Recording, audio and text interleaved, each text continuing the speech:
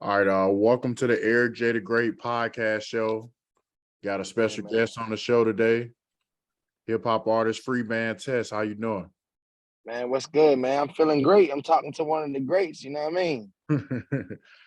Yeah, absolutely, man. Reason why a lot of people be asking me why I call the podcast that, but reason I called it that was because one of my favorite rappers was Nipsey Hussle. Okay. And I remember in the interview, I can't recall what interview was it, but he said he was talking about legacy, and he was like, when it's all over, I want them to call me Nipsey the Great, and that just stuck with me. No, that's major. That just stuck with me. Yes. Yeah, that just stuck with me, bro. It's major. So Is it? You don't mind if I smoke? Is that fine? yeah, that's cool. Great. You know, I had to ask. Got to be respectful. Yeah. So we're gonna start off by playing one of his songs for anybody that haven't heard his music before. Yeah. The song is called "Make Me No Difference." It's one of my favorite songs. So we're gonna start off by Yeah. playing that, and then we get into the questions. It's major. Let's do it. That's a banger, boy. Hey, that's my real life right there too. I can That's a tell, that's. bro. I'm glad you picked that song, man. That's a good representation of myself, man. Yeah, that was one of the first songs off that project that caught me. Yeah, bro. That's the first song off that project that I put on that project. Oh That- wow. Yeah, I was like, man, I remember when we was putting a project together, all I remember telling them people was, I'm open to whatever y'all think, but this has got to be on there no matter what. So if when y'all go to build on it, just know that this is on there for sure, no matter what you say. This is what has to be there. Yeah, because that's how I felt at the time. You know what I mean? Like even still, I think that's a life feeling. I'm always feel like that. Like it don't make me no difference about what I mean by it though is literally I'm just telling you like a lot of people feel like all these people didn't support me or didn't help push me to the top.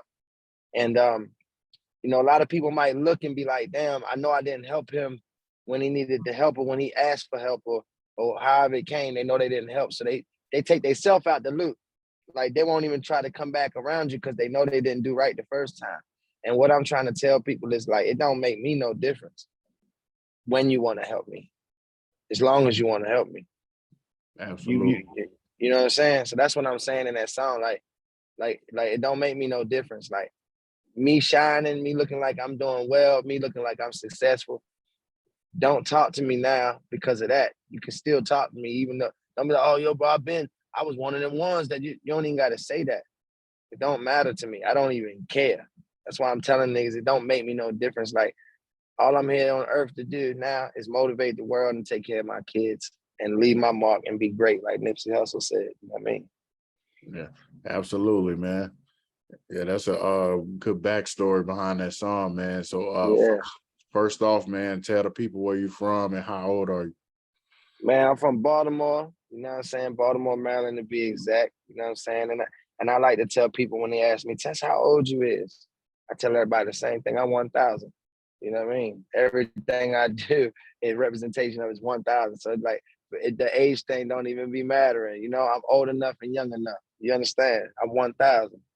Feel Yeah, me? absolutely, man. I like You know what that. I'm saying? For real, bro. Nigga, 1,000. I'm gonna be like this till I'm gone, bro. I'm gonna be the same age forever. I can feel that, bro. So as You know what I far mean? as your city, man, where you from, what's the first thing that come to mind when you hear your city? The first name, No, the first thing that come to mind. thing. Okay, the first thing that come to mind when I hear my city, I'm gonna keep it positive because obviously it can be a positive and a negative thing we all think of when we think of anything, right? So I'll speak on the positive side. When I hear Baltimore, I simply just think about the untapped jewels and gems from where I'm from. You know what I mean? They ain't just gotta be rappers, singers. It's just super talented people that got so much to offer the world. Um, and it's just like my city has never had its just due. People ain't really been able to understand what we are about for real because it's just like it's hard to surface. Obviously, people know Baltimore is a hard place, so it's hard to surface. Um, even when you're doing good and you got following and traction, it's just hard to surface because behind the scenes there's so much fuck shit that be going on that you know, and like it's like this everywhere. But I truly believe in some cities and in a lot of places, the fuck shit has levels. You know what I'm saying? It's like, you know, it's like some hoods is bad, but they not as worse as this one, right? So it's like it's the same thing. So with me, man, I just know like the first thing I always think about is like how much we got to offer the world. That's the first thing I always think about. In every aspect though, like even food, everything. You know what I'm saying? I don't care what it is. People are so like creative and just you see some of the most creative things where I'm from.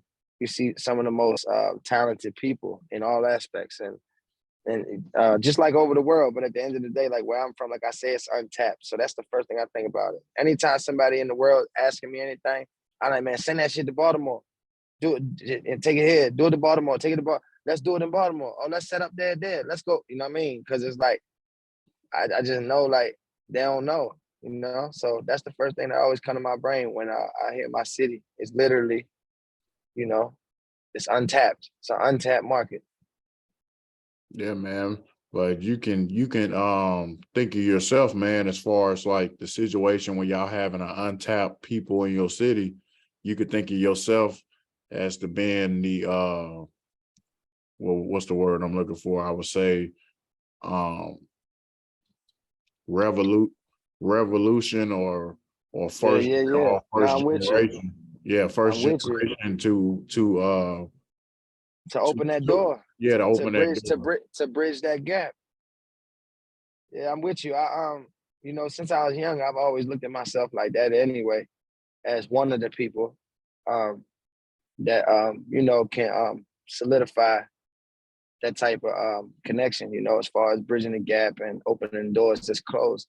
I've always looked at myself like somebody like that, you know, that to open the door first and peek in first, or you know, like I remember when people didn't even want to get up and travel from where I'm from. You know, some people ain't never went 30 minutes away from where we actually grow up. So you know what I'm saying? It's like I've always felt like that, and you know, like I said, like that's what I'm here to do today. Um, I know my calling is to be a motivator and to raise my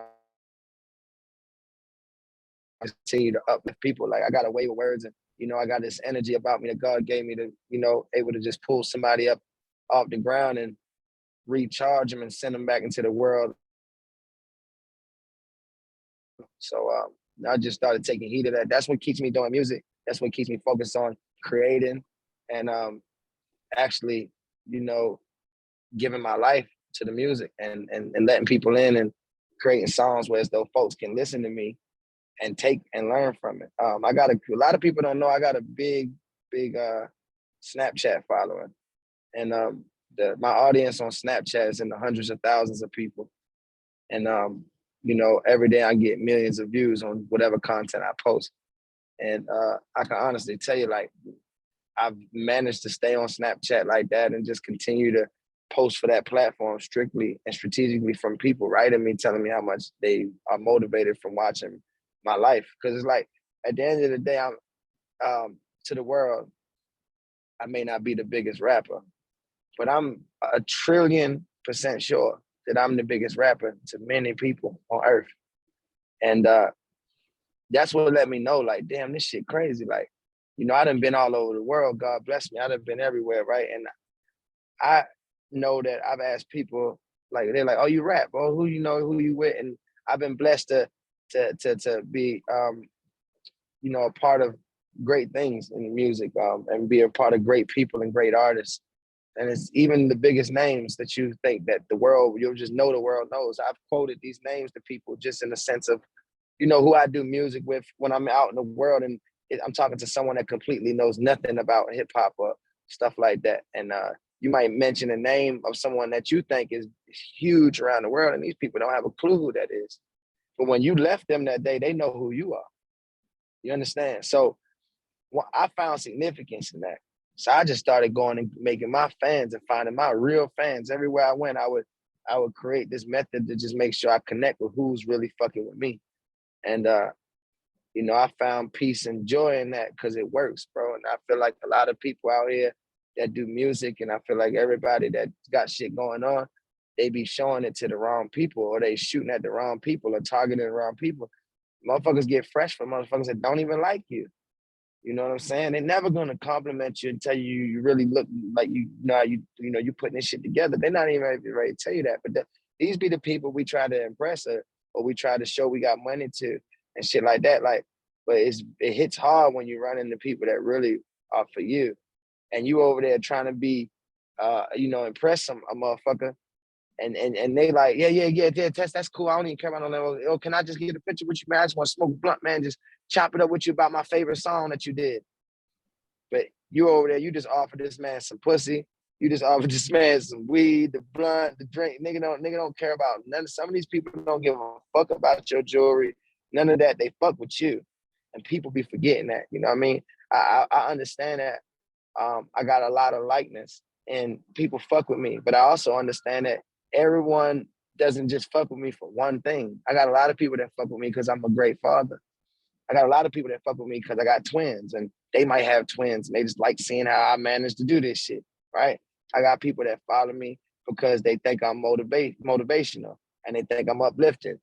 They might not never listen to my music, but they watch me religiously on Snapchat every day because I make them feel like something, or I might speak on something that someone is lacking knowledge on, bro. So it's like we gotta understand what people even fucking with us for. Today is different. It's not like back in the day when a hit record came out and you didn't have to know who the fuck it was because that's the only shit playing anyway. You understand? Like now it's different. So it's like people buy into people and become fans of many things, not just the music. So it's like, and then I got people that just fuck with my music and don't know what I do in real life. So I just been blessed to just be able to see stuff like that and understand it, if you will, and then use it. You know what I'm saying? To for the better. So that's what type of time I be on. You feel me? Yeah, absolutely, man. So for anybody that ain't never been to Baltimore, man, just kind of describe how it was growing up when you was a kid / teenager, and some of the struggles you had to endure. Yeah, I'm gonna be honest. Growing up, growing up was fun. We made it fun, but it definitely was hectic. It definitely was, we was poor as fuck. You know what I'm saying? Bounced around house to house, living with people. My mother was in and out of jail. God rest her soul. She had shit going on. She was trying to, but one thing I can say about my mama, she always made sure we were straight. So I don't give a fuck if I live with somebody else. I'm still living better than the people that live in the house because my mama gonna make sure that shit coming through or somebody's dropping something off, even while she's in prison. So as far as that, a nigga was taken care of in a sense, but fully exposed to the harsh realities of life and just growing up there. Like, obviously, a lot of my friends killed, murdered, shot, whatever you name it. I didn't see that shit all as a child, So by a nigga getting into a teenager, I felt like a grown man when I was 14, 13 years old. I can honestly tell you, like, I was capable of everything. Like, I could pay rent, I could cook food, I could go shopping, I could take care of my younger siblings, I could fucking cook crack cocaine, bag it up, you know what I mean? Sell it. I knew how to run a phone, everything, bro, when I was a little bitty boy. Like, no cap. Like, my daddy used to give me money to go buy shit for him from the older niggas in the neighborhood. Like, here, go get me 3 or 4 of them stones from such. You know what I'm saying? Like, shit, I'm on a skateboard. I'm taking my little skateboard, going to get this shit. Like, I'm thinking of this all while you asking me this question. I'm a transparent nigga, so I'm just letting them know, like, this is my life. You know what I'm saying? But Baltimore, it gets a bad reputation for the negatives. Every place got some negative and a positive. Like I said, I had fun growing up, as well. But it definitely was a struggle, and it definitely prepared and prepped me for everything I go through in today. Like, you got to think about it. I'm a kid from Baltimore, right? People see that I'm attached to Future, and that's my family. Shout out to bruh. But I'm not from Atlanta though. So obviously when that, it's like, damn, how did you get with dude? And how did this happen? And all these things. And it's just like everything in my life and the way I navigate the world, I'm good at it. And I'm fearless because of where I'm from and how I had to grow up. And I just always felt like even in Baltimore, like when we from Baltimore, a person that lives in Maryland, the state. So we in the city, we in Baltimore. I grew up in like the South Baltimore area / county lines. So you had Baltimore County lines, Anne Arundel County lines, and then obviously Baltimore City. So I grew up right on the lines to where as though everything is there. Like I had white friends that live in the county that got full mother and father in their house. They got everything at their house, all dirt bikes, jet skis, boats, and all that shit. And then I got other people that I'm friends with in Baltimore City, like on the city side, where though both our mothers get high together, or both our mothers boost and steal shit together, or my mother in prison, so I'm staying with his mom. You feel me? Like that's just how it went. So like for me growing up, I was exposed to a lot, but I can tell you that like that shit made really prep me for the world. Like, bro, I'm from Baltimore. I got children from England. I had twin sons in another country, on another continent. You understand what I'm saying?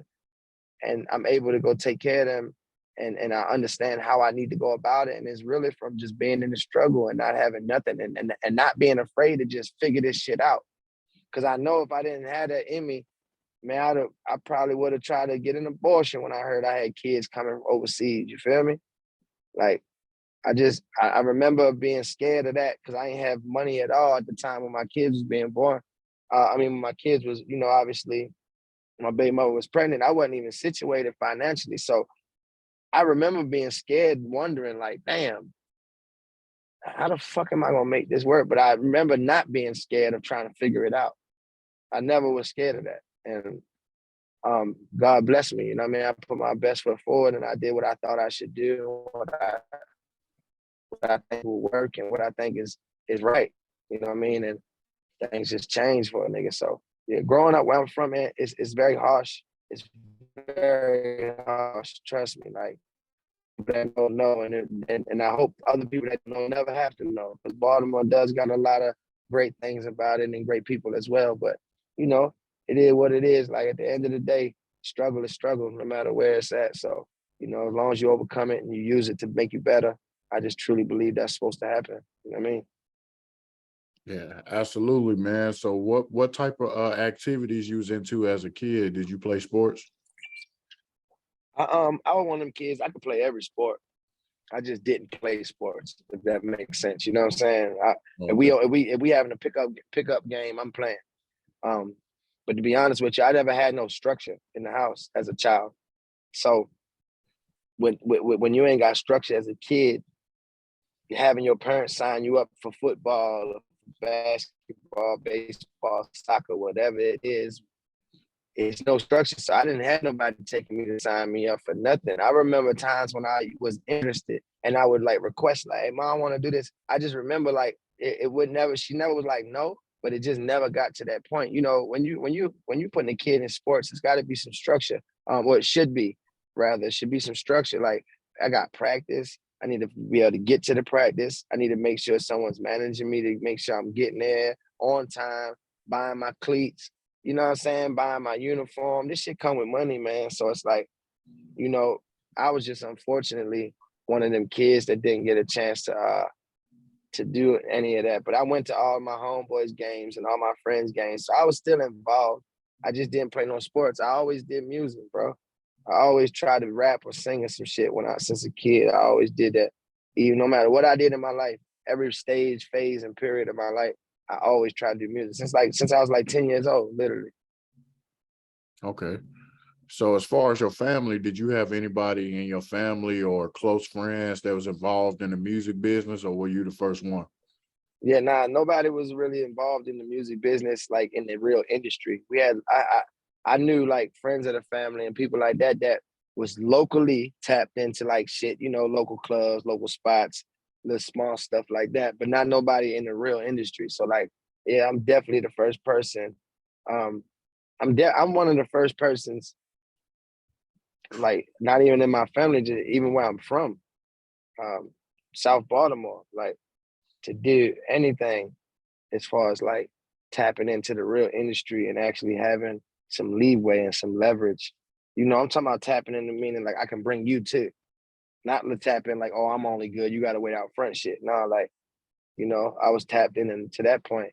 Anybody that grew up with me and came with, and was around me growing up was with me everywhere I ever went. Like even my times when Future was first starting out and I was with him every day, you know, just being his little brother, just riding and learning and participating and keeping things safe and shit like that.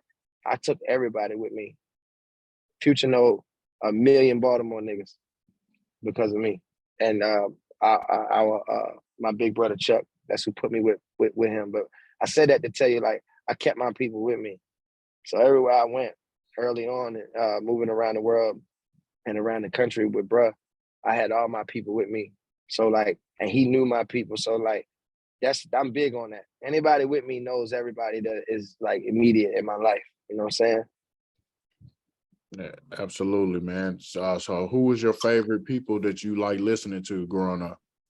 Man, my older sister, I was close to. I told you my mom was always, you know, going through shit and being locked up. So my sister Erica, shout out to her. Is my older sister. She really stepped up and took control of shit when my mama got, you know, locked up. So we didn't have to go to like foster homes and shit, right?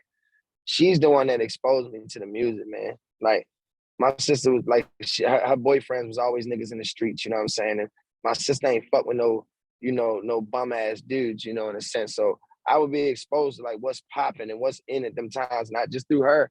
I would just always be listening to niggas like Lil Wayne and, you know what I'm saying? Like, obviously shit that's a little bit older than Lil Wayne and then like maybe like some of Jay-Z, some of DMS, because that's what she was on too. And I would just hear the shit. But like, I honestly remember like when I was a kid, uh, like Lil Wayne is a person that really like, I remember understanding that nigga differently than everybody. And I just latched on to that. But man, I'm a fan of music, period, bro. Like for real, like when I was super little, man, Michael Jackson, I used to watch that nigga religiously. Like I had VHS cassette tapes and shit, watching it on the VCR, nigga, watching all that shit. Like it was a movie called Backstage. I was so little, I didn't even know what was going on. I ain't gonna act like I just knew everything. I was little as fuck, but this is the shit I used to see my sister watch. And I just wanted to be an entertainer, bro. Like at first it wasn't even about like rapping. I just wanted to do music, you know? I just wanted to be somebody that had a video that was on the TV, you know? And that's really what started it with me, bro. But like listening to, as far as like somebody that I would wanted to be like, was motherfucking Lil Wayne. Oh, that's what's up, man. What's up? Where did your rap name come from? My rap name literally come from Hit Gooch, bro. My rap name come from my mama. My mama, so my a lot of people might not know my name used to be Test Me, Lil Test Me. But it come from my mama just like when I be bad as shit, pissed her off, she'd get mad, you know, get to yelling at a nigga and say, you always testing me, you always testing me. You know what I'm saying? Like I'm testing her patience. And then when I do some good shit, she'll get all, you know, all soft and mushy. Oh, this my little test me, you know, so it's like it kind of just stuck from her calling me that. And then as I got older, you know, I remember one day I was at the radio station with Future. This was like 12 years ago, 11 years ago. And fucking, he just looked at me and was like, man, you just need to change your name to Test. And I just looked at him. He could tell I was looking at him with the like for why face. And then that's when he was just like, cuz he like, when people know you, they call you Test anyway. He like, you just say Test anyway. He like, so you know what I mean? It's easier, it's more marketable. He's like, it just looked better. He just looked up in the air and was like, look, Test. You know what I mean? And I'm sitting there, I wasn't sold on it though. I wasn't sold on it. Like I wasn't like, yeah, I'm about to do that. Like I wasn't even sold on it. What happened was I actually just fucking he kept elaborating more. Like he could see I wasn't sold on it. Go around the thing, yo. Just go back. He wasn't sold on it. So since the nigga wasn't sold on it, he kept going. I mean, I wasn't sold on it. He kept going, trying to like persuade me. And then finally he was like, man, my name wasn't always Future. He's like, man, nigga, you know, they used to call me Meathead. So fucking, you know what I mean? I'm like, he like, you know, Future way better. He like, you know what I mean? Just and when he said that, that's what stood out to me. That's what stood out to me. Like, cause I knew that was his name, Meathead. You know what I mean? So I knew that what his name was before he was Future. So when he said it, it's just stuck like, damn, go right, bro. Get out this shit. And you know, basically, that's where it come from. That's how it wound up just being Test. You know what I'm saying? But anybody that know me. Like I know when people know me for a very long time, when they say test me, they're like, yo, test me. I know that motherfucker is from Baltimore for real. Absolutely, man. So take me back to the time when you officially went to a recording studio and really recorded a song, man. Like around what time was that? And but did you pick up the music easily at first, or was it kind of like a rough patch? Nah, I picked up the music instantly. Like it was just this shit was like instant. That's why I've never done nothing but pursue music because it was instant. I was probably like 12 or 13 years old. I think I might have been 13 in the 8th grade. And one of my sister's boyfriends at the time, um, one of my sister's boyfriend at the time, a nigga named Cubby. He passed away too. Rest in peace to him. Cubby took me, nigga Cub took me to a studio. And I remember the whole time he was like, you know, he didn't know how good I was at doing music. He just knew that I rap. My sister was like telling him, like, my little brother don't do nothing but rap. You know, he locks himself in the closet and he just does music. He just raps. So the nigga like, oh yeah, I know, you know, he's telling her that he know the biggest people in the city. And there's actually a guy by the name of Lou Diamonds. Shout out to Lou. Lou was a real good guy to me early on. He had got locked up and went to the feds and shit. But long story short, he owned Teflon Records. So anybody from where I'm from know about this. They know Teflon Records, you know what I'm saying? Lou Diamonds, they already gonna know, right? Shout out to everybody. Cause this shit old as fuck. I was a child back in this happening, but he took me there. I remember Lou had pictures of Cash Money. When I say Cash Money, I'm talking about like Birdman, Manny Fresh. He had photos of all them, like on the walls of the studio with him. And I remember when I told you I fucked with Lil Wayne. So when I came in and I seen that shit, I was stuck. Like I thought I was in, you know, Def Jam or Universe. I thought I made it. You know what I mean?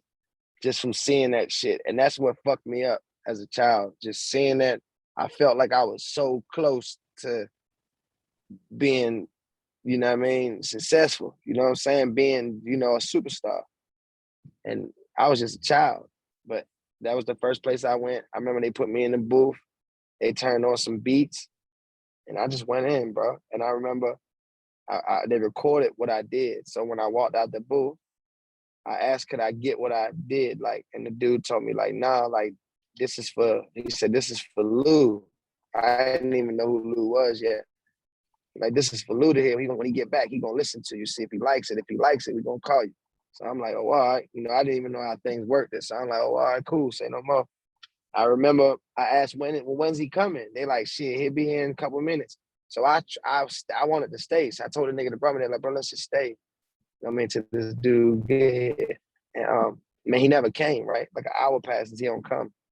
So the dude with me, like, man, I gotta go bust some moves, man, shorty, we gotta go. So I'm like, fuck it, all right, cool. So we get in the car and I'll never forget, we drove literally 2 minutes away and that nigga's phone rang. And it was the dude here. By the time we left, he done got there. So they played it for him as soon as he walked in and that nigga said, man, call that little nigga back. Call him back here. And after that, bro, I was sold in my own brain of this is what I'm doing. Like, I'm good at this. I'm good, you know?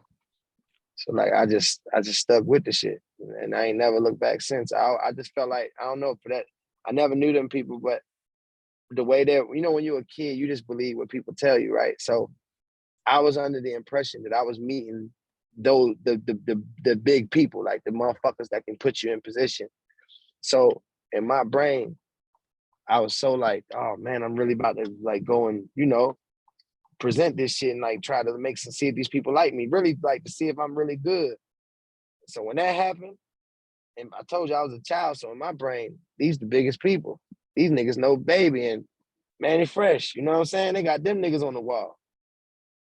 And bro, I believed it ever since. I've been believing the same shit ever since. That this is what I do, that I'm a star. I always felt like when God got me, when I was able to be around that shit and like when Cubby took me to the studio, I felt like God took me over there. I felt like I was supposed to do all this. Like, how ironic. I love a big fan of Lil Wayne, and I go in the studio, they got pictures of fucking Birdman and Manny Fresh and Juvenile and them on the wall. You feel me? So even though I ain't see Lil Wayne on the wall, nigga, I thought I did. You know what I'm saying? And it's been that ever since, bro. Like, I treat myself like a real star, bro. Like everything I do. Okay. Are you more of a writer or a freestyler?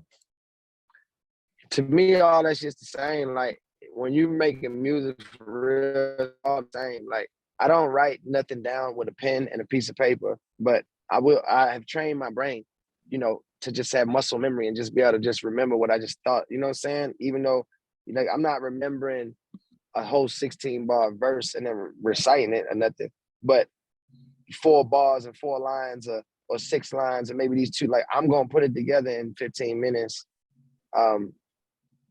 At a high level though. Like, you know what I'm saying? No disrespect to people, but I had so many artists out here now do the same method of recording, but it's just different, it's higher levels of it though. Like, you know what I'm saying? You might see somebody get in there and you know what I'm saying? This shit just is, you're just completely like, oh, this is a weird process.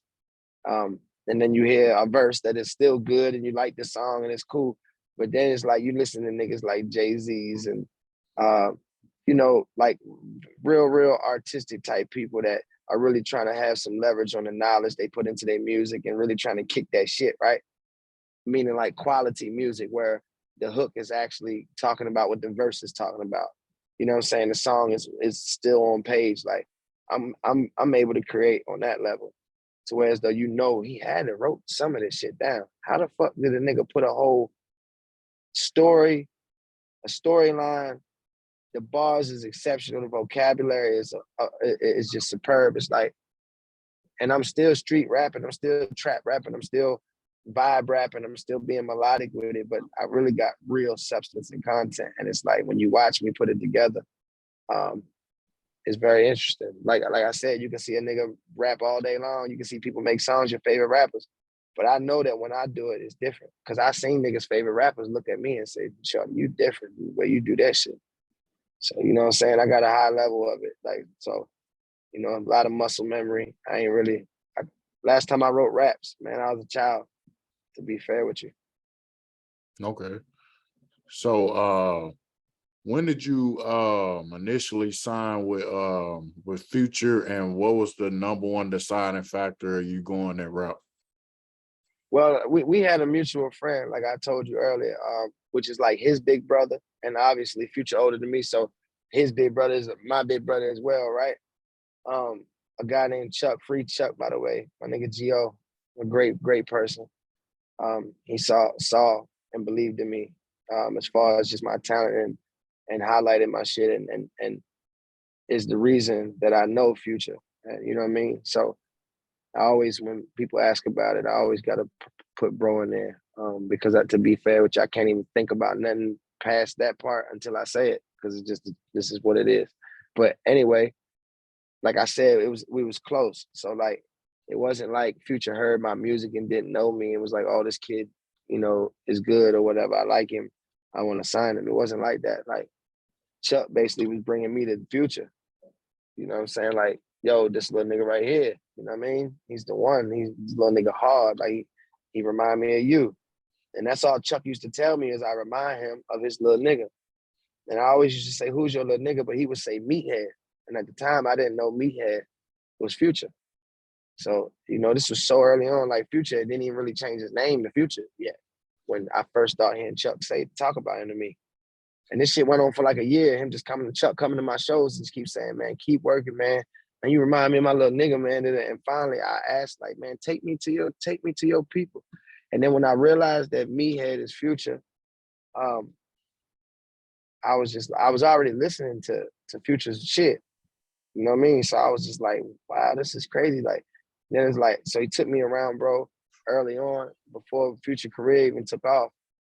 And man, I did like Future became my big brother. Like, as far as anytime he had anything to do with music, I'm very loyal, and I got principles and morals is on a million. So once I was with him from beginning like that, I was really with him. Like, and I learned every day. Like it was like going to school. Even though I'm going to participate, I might be toting this gun just in case some shit kick off. I might gotta act up on it or whatever. But I still was smarter than that. So like I might be toting this hammer, and yeah, I'm with the bullshit that whatever has to happen, I'm gonna make sure we straight, and I'm gonna do what I came to do. But I also came to learn and to take notes. And I've never, no matter what I did in the beginning stages, I never didn't take notes. So you know, it kind of grew like that. And then it came a time where, you know, we did a deal in, you know, many years ago. And then, you know, like I said, Chuck got incarcerated. So, you know, things just kind of, you know, the people that are supposed to, because I'm an artist, and a lot of people don't know when a nigga can get signed all day, but if the team ain't situated and people can't handle their business and push things forward, you're not right here from a nigga. You understand? It's like we can use a real life example, like free Pooh Shiesty, but I'm gonna use Pooh for an example. Pooh Shiesty locked up, and everybody that knows this shit about people when they get locked up, it's like he locked up right now. So anybody that was working for him or pushing shit forward for him or anything, all that shit is on stall right now, you know? So when things like that happen and the things aren't lining up, you know, shit can get prolonged, shit can get put to the side, and you know, things technically ain't ready to move forward. So for me, like I was signed early on. We had you know, a contract in place, but you know, with us and with Future and being me and Chuck. And then you know, it kind of just, you know, voided out, if you will, if that's a good word to say. Like I said, Chuck had got locked up. I kind of was on my own, you know, left out, you know, just to figure it out. And Future still was there in my life. Obviously, I told you that's my family. I look at him like my brother. So like, I kept in connection with him no matter what. We talked all the time because I told you I was around him before this shit got to this level. So, I told you when I come around, I'm not just a rapper. Like I'm gonna play whatever position. See, I know how to be number two, even though I'm number one as well. I still can be number two. It's like I say in my song, I can lead. Even though I'm a leader, I'm still a soldier. So everybody knows a soldier gets told what to do, and everybody knows a leader tells what to do. So I can tell niggas like, even though I'm a leader, I'm still a soldier, and like I just play my role. So you know, us being together, that's mandatory. Like, so I'm with this nigga regardless. So it didn't even matter about contracts and none of that. And then years later, after that, once you know, Future got his Freeband's label, shit business together, and just certain shit, we did do a management agreement, and I'm still managed by them to this day. So we still locked in, you know what I mean? It's the same thing. It's just being signed to a person, like an artist, or being signed to a label. It can get tedious when it's like, especially for a nigga like me, I'm so independent. I do so much on my own. You niggas don't gotta pay for my videos. I've never asked nobody for no money. I've never been like, man, you gotta give me a chain or a watch, or can I wear this? I never did none of that shit. You understand? So I always would just trying to I would try to compliment what he had going. That's was my goal every day. Future's the biggest artist in the world, one of the biggest artists in the world. I just wanted to compliment that. So when you see his little nigga or when he introduced me to somebody, I want them to be like, damn, I like this dude, you know? I wanted to just compliment him. Oh, I love it. I like his music. Oh, I like his video. And so everything I did, I tried to just compliment it. And it's like, you know, it turned out how it turned out. But like I said, like my journey is you know, it's up and down and it's complex and it's disappointing and it's everything. But at the end of the day, everything's still everything. I'm where I'm at today. I'm self-made with the help of God and others and the likes of niggas like Future, even taking a chance to bring me around certain shit. See, I always tell people always looking like, even people from where I'm from, they used to get mad like, man, that nigga don't ever put you on no album, and that nigga don't do this, or that nigga don't ever post your shit or whatever, right? These is facts of what people would tell me. And most people would tell me that in hopes to stray me from, you know, being around and or wanting to go around it. But it's like, what niggas didn't understand was I'm forever grateful for things they couldn't see. Like just to be allowed in the rooms I'm allowed in, just to be able to I told you I bring all my niggas with me. It's like the same niggas telling me, oh, this nigga won't do this. He let your bitch ass in. You know what I mean? You over here trying to tell me he ain't posting this, but he let your dumb ass come with me, nigga. Fuck is you talking about? We've showed up with 50 niggas and not one person told us no. You see what I'm saying? I've been able to show my people different things.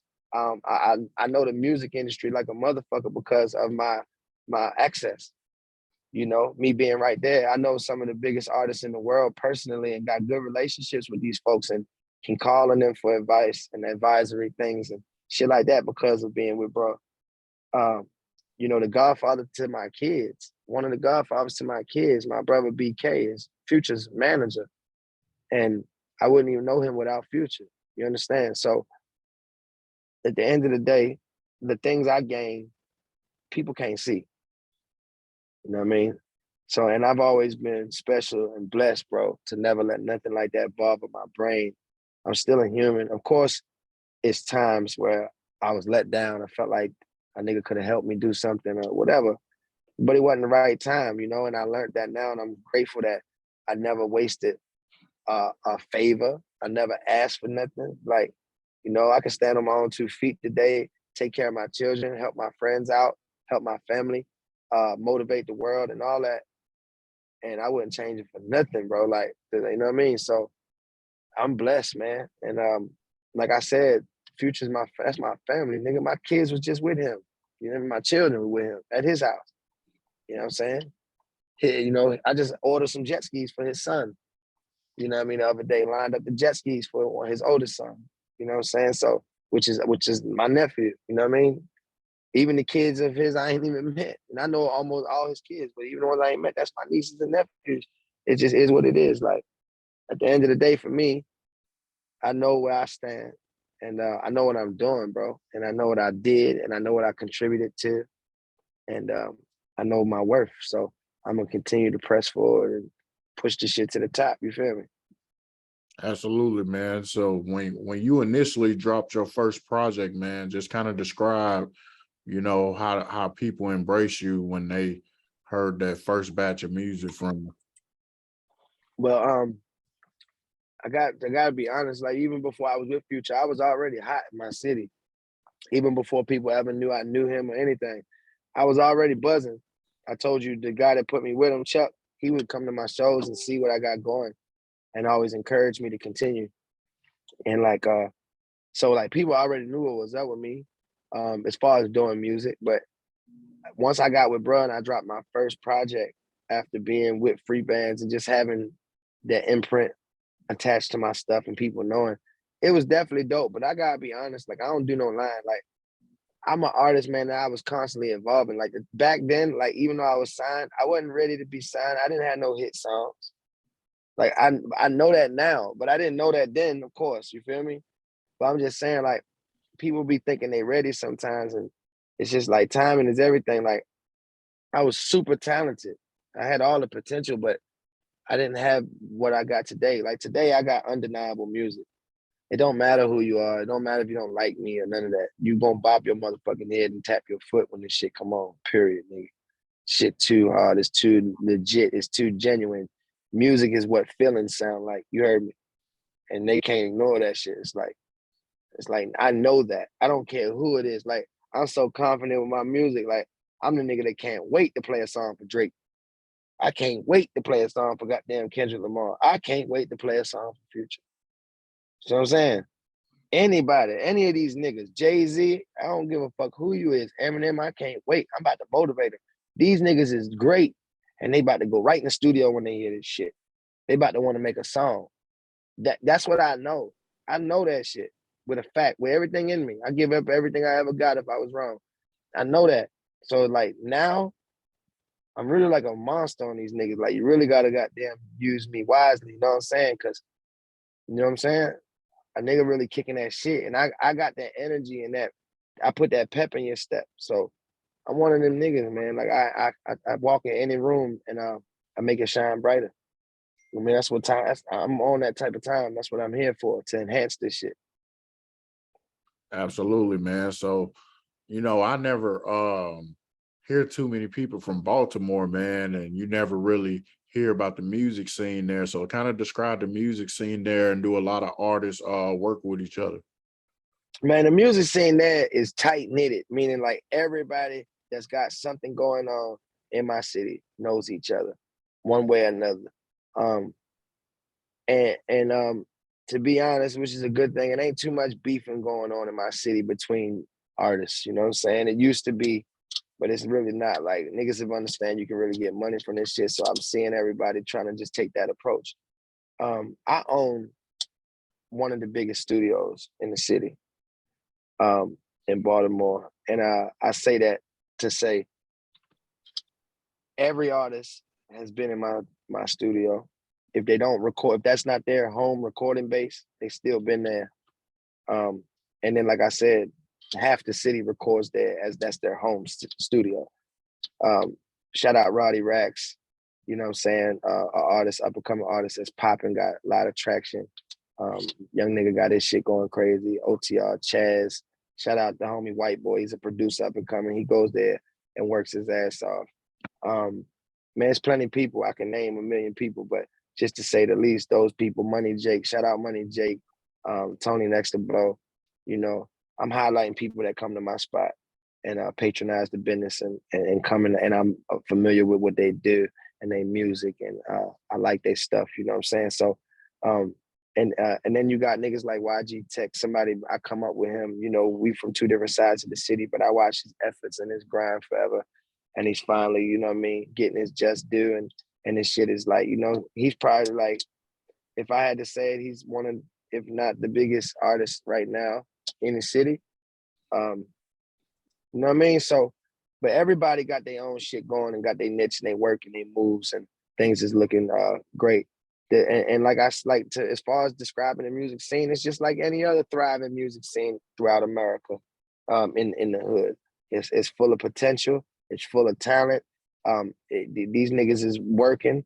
You know, these niggas is buying their own studio time. They paying for their own videos. They paying for marketing, their promotion.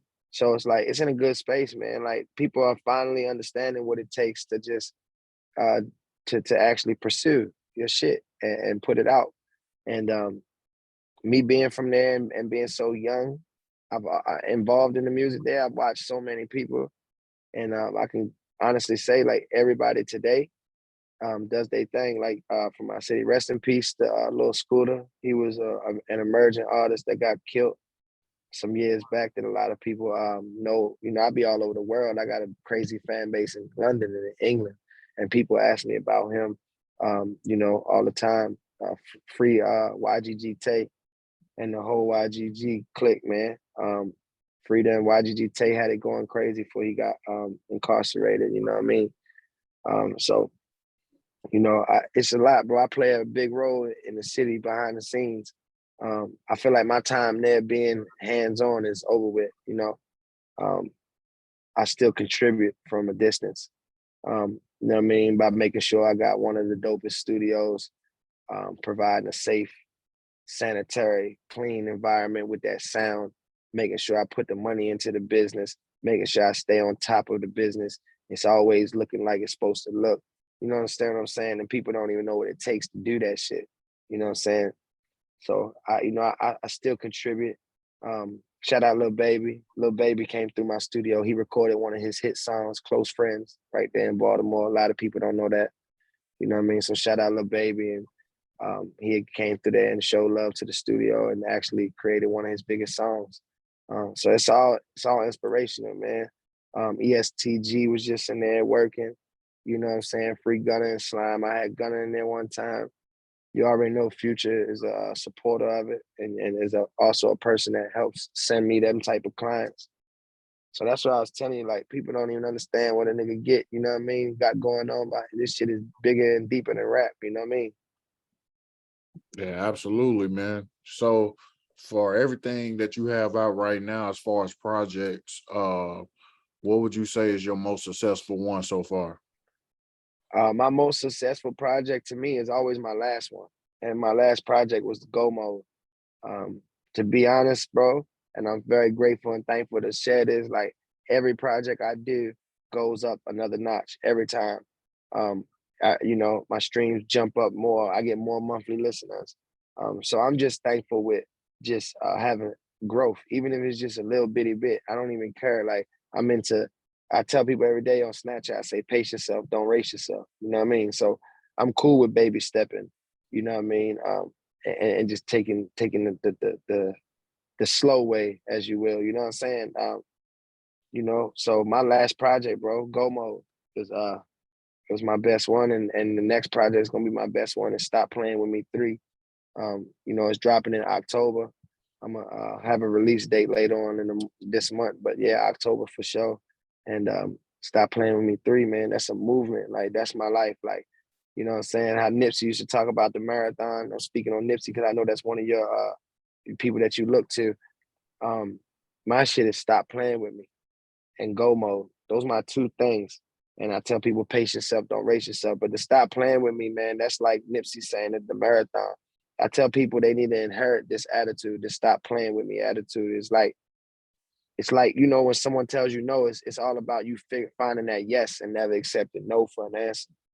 And when we all figure out something when we were being told no, the first thing we do naturally, most people, they say, stop fucking playing me. Like, I mean, like, stop playing. Like, I figured that shit out, you feel me? And that's what I live by. And Go Mode is simply the energy you need to also inherit, because that Go Mode energy is going to keep you on your task. It's going to keep you being constant, keep you continuous, keep you cordial, keep you considerate. You got to stay on the go. You keep going, you're going to keep gaining. You're going to keep climbing, raising the bar. You always ready. Just be ready to continue. Be ready to catch your dream, to catch your opportunity. You know what I mean? And then, like I tell nigga, pace yourself, don't race yourself, because it's simply like, yo, it's like we all goddamn going to the same destination. You know what I'm saying? We're trying to get to this goal. It's like, if I took the train, I'd be faster than if I took a pedal bike. If I took the pedal bike, I'd be faster than if I took rollerblades. If I took the rollerblades, I'd be faster than if I walked. But the fact of the matter is, the goal is to get there. Feel me? So you ain't got to crash out trying to hurry up. Don't let Instagram or none of this shit in this world make you feel like you got to hurry the fuck up and do some shit. Just take your time, period. Just take your time, because a lot of niggas is rushing to get somewhere, and they getting there and doing everything, and the moment's gone. It's over with. And they didn't even get to feel what it's like to have a real moment, because they rushed the whole shit. The people that love you wasn't even there yet because you went too fast. You ain't even let the people that love you get in the party yet. You done showed up. These niggas looking at you like you're a stranger. You know what I mean? So, you know, that's what it's about for me, bro. Absolutely, bro. So for your fans, man, like when you're not doing music, man, what are some things you enjoy doing? I enjoy trying to just enjoy life on a different level. Obviously, I'm so consumed with music, and it's such a fake world, you know, the industry I'm speaking on. So it's like, I really enjoy just being a down-to-earth person, being with my kids and my family, being around my baby mother, trying to make sure we finding common ground with everything in our life. You know what I mean? Checking on my people, elevating my friends. A lot of niggas with me is younger than me. And cause I don't fuck with niggas that's really like older than me in a sense of my everyday people. I like people that's willing to learn. You know, you can't teach a motherfucker something that think they know it all. So I'd rather run around with niggas I can actually demonstrate and show and help them learn good habits. You know what I'm saying? So that's what I enjoy, bro. Just really, you know what I'm saying, uplifting the world. Being with my children, that's the best thing. I got two beautiful baby boys. They brilliant. That's the word. I mean, them little niggas brilliant. You know what I mean? And they make me a better person, and they're the reason I'm where I'm at today. So yeah, that's what I enjoy. That's what's up, man. So far as your music career, what is your short and long-term goals? What you want to accomplish? A long-term goal, man, I want to just be able to continue. And that's continue being a creative, continue you know, shedding light on people that need it, continue building up artists and just showing people little techniques and you know, it's the same as anybody that's doing anything. It's like if we was fucking roofers and our son about to be a roofer, or your nephew about to do the roof, you just want to pass on all the tricks of the trade. You know what I'm saying? You all the bells and all the shortcuts. I'm trying to make sure I just give what I need to give, you know? And you know, that's really what I'm on for the long term. I just want to be able to continue. Short term goal is just getting to the next goal. That's my short term goals, is getting to the next goal. So let's have a short term goal to get to this goal, to get to the next goal. You know what I mean? Long term, I'm trying to continue, man. I'm trying to be tested great, like Nipsey said. Yeah, absolutely, bro. So as far as upcoming projects, I know you say you got something dropping in October. But besides that, what else do you have coming up for the rest of the year and beginning of 2023? And also on the upcoming project, if you can, if you got any big features on there that you want to let people know, you can say that too. So yeah, I got coming up next. So I can't September 16th. I got it. So I just dropped the song Friday, August 26th, nonstop. It's on all platforms, featuring an artist from the United Kingdom by the name Digga D. He's like, to me, he's one of the #1 artists in the whole fucking world. You know what I'm saying? As far as drill goes. I respect Shorty shit. I was a fan of dude's music before we even locked in, and we met genuinely, which is great. It wasn't nobody putting nothing together, like, and I fuck with him, you know, religiously. So shout out to Digga D and the whole Black Money Records over there in the UK doing numbers. They doing what they want to do. We just dropped the song, man. If I ain't mistaken, what my song is on, like 300,000 streams, right? Just on Spotify. Since the 26th, that bitch almost at 300. So big shout out to bro for showing love to me. This is a nigga that's like, he like little baby to the fucking England. You know what I mean? He's Oh, huge. You know what I'm saying? This ain't no little fish. You know what I mean? Nigga got shit, and he young as fuck. He only 21. He bossed all the way up. You know what I mean? And he making moves. This is a nigga that I even try to pay for the feature. They ain't want no money from me, nothing. Nigga like, nah, I fuck with you. Go ahead, drop that shit. You know what I'm saying? So it just like, you know, just being genuine, man, gonna get you far. But back to the question, that just dropped August 26th. September 16th, I got a song called Throw That Back. That's geared towards the strip clubs for the girls. It's an ass shaker, big twerker, going crazy. Twerking near a city near you. You heard me, it's coming. Right after that, I'm gonna follow up on October the 7th with Catching Plays. This will be my third single off my new project, Stop Playing With Me. And then I told you the third week, the end of October, I'm coming with the Stop Playing With Me 3. So I got a lot of shit coming, a lot of work, videos coming. Content is always every day. I told you my Snapchat doing numbers. Anybody want to follow my Snapchat at Test410? I'm on that bitch motivating from sun up to sundown. You know what I mean? You can come watch a nigga real life. A lot of people don't know Snapchat is in real time, nigga. So you can't be putting all that shit up there on that motherfucker that you did last year, nigga. It's all right now, nigga. They gonna know. So, you know, Snapchat is a day in the life of Test. So you can check me out there. You know what I'm saying? And yeah, man, I'm just keeping this shit consistent, trying to get myself sorted out so I can go do a tour, man. Shout out to all the people worldwide that listen to my music. All my people in the United Kingdom. I told you we got England on Smash. You know what I'm saying? I be doing sold out shows over there. I'm forever grateful. Salute my nigga Yeki. He be on the ground over there helping me line them shows up. Shout out my brother Weezo, Born Great family. You know what I mean? Everybody be making sure Tess got some emotion going on over there. But that's what I'm on. So I got a lot coming, man. I'm working every day, every single day. Shit is jumping. absolutely, man. I'll start asking all my guests this question. I think it's a good legacy question. So, Mm-hmm. as far as your life, man, like how do you want people to perceive you? I just want people to just perceive me and remember me for being genuine, transparent meaning like what you see is what you get. And most importantly, being like a stand-up person, man, like just really having accountability, you know what I'm saying? Wanting to be a better person. I just want everybody to highlight the qualities that I demonstrate day by day, day in, day out. Like, you know what I'm saying? Just that stop playing with me mentality, that go mode energy. You know what I'm saying? And just, leaving a mark on the people, like, to where it's when they speak of you, no matter what you did in your life that was negative, no one can remember that shit no more. They just remember all the positive things you stand for.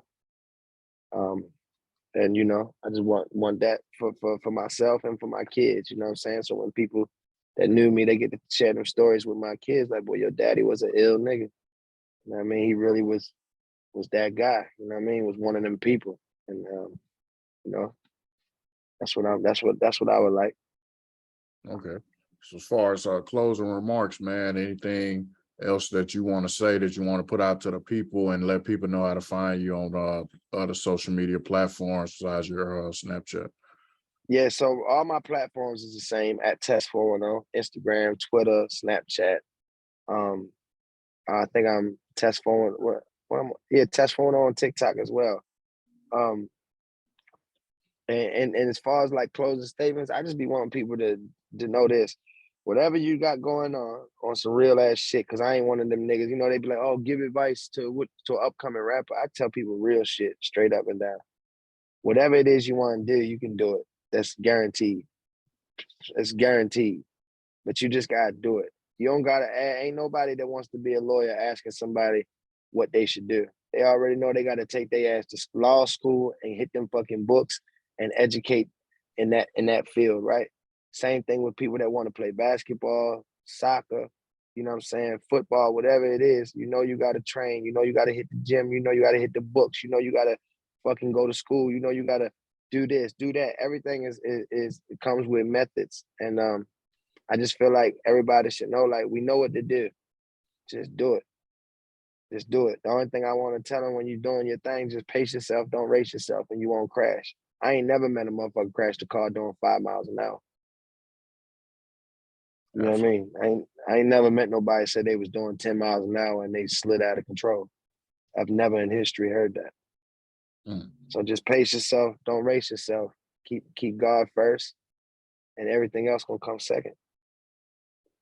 Absolutely, man. Look, I appreciate you coming on the podcast. And like I tell Yeah, anybody much love. that come on, man, not to talk about other platforms, but I try to make people as comfortable as possible. I try to keep it not scripted, I just try to keep Yeah, like for we sure. having a regular conversation, you know what I'm saying? Like we sit in the barbershop.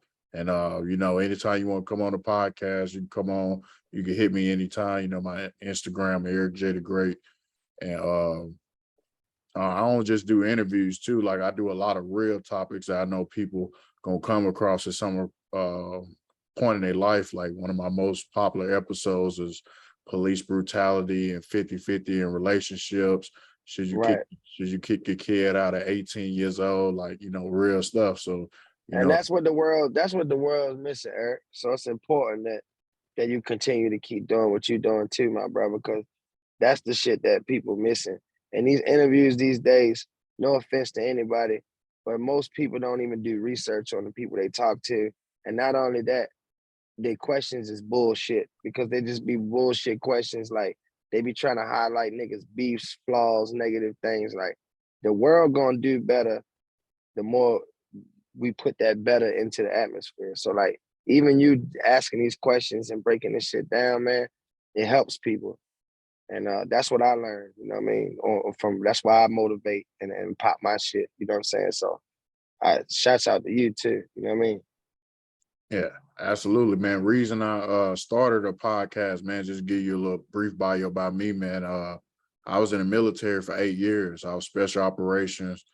I hurt my knee in the military, so I got medically retired. So I got to keep all my benefits and stuff. And as I got out, I was doing security for a couple rappers. I was doing security for Vori, and I did Okay. security for Boosie a couple times. My Vori used to be signed to one of my homeboys before he ran into me, and then Okay. he got him out his contract. But I know I started a podcast because historically, us as minorities, we've been trained to get treated bad and just take it on the chin and just act like nothing happened. And we never addressed the elephant in the room among each other. as far as like, you know, slavery, segregation era.